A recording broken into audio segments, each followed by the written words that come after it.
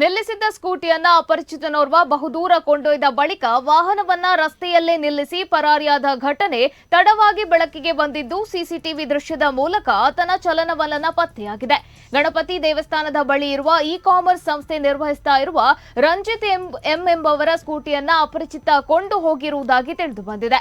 ತಡರಾತ್ರಿ ತನ್ನ ಸಂಸ್ಥೆಗೆ ಪಾರ್ಸೆಲ್ ಬರುವ ಹಿನ್ನೆಲೆ ರಂಜಿತ್ ಅವರು ಸ್ಕೂಟಿಯನ್ನ ತನ್ನ ಕಚೇರಿ ಬಳಿ ನಿಲ್ಲಿಸಿ ಕೀಯನ್ನ ಅದರಲ್ಲೇ ಇಟ್ಟಿದ್ದಾರೆ. ಕಚೇರಿಯ ಒಳಗೆ ಕೂತು ಕೆಲಸ ಮಾಡ್ತಾ ಇದ್ದ ವೇಳೆ ಸ್ಕೂಟರ್ನ ಶಬ್ದ ಕೇಳಿ ಹೊರಬಂದಾಗ ತನ್ನ ಸ್ಕೂಟಿಯನ್ನ ಹೊತ್ತುಕೊಂಡು ಹೋಗ್ತಾ ಇರುವುದು ಗೊತ್ತಾಗಿದೆ.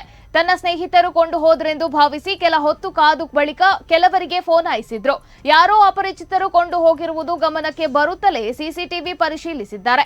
ಕೂಡಲೇ ಹುಡುಕಾಡುತ್ತಾ ಹೋದಾಗ ಸ್ಕೂಟಿಯನ್ನ ಪಟ್ಟಣ ಪಂಚಾಯತ್ ಕಚೇರಿ ಬಳಿ ಬಿಟ್ಟು ಆತ ಎಸ್ಕೇಪ್ ಆಗಿದ್ದ. ಮರುದಿನ ಕಡಬಪೇಟೆಯ ಹಲವು ಅಂಗಡಿಗಳ ಸಿಸಿಟಿವಿ ಪರಿಶೀಲಿಸಿದ್ದು, ಈ ವೇಳೆ ಆತ ಕಡಬ ಮುಖ್ಯ ರಸ್ತೆಯ ಮೂಲಕ ಓಡ್ತಾ ಮುಂದೆ ಸಾಗಿ ಕಾರೊಂದರ ಸನಿಹದಿಂದ ಸಾಗಿ ತಲೆಮರೆಸಿಕೊಂಡಿರುವುದು ಸಿಸಿಟಿವಿಯಲ್ಲಿ ಸೆರೆಯಾಗಿದೆ.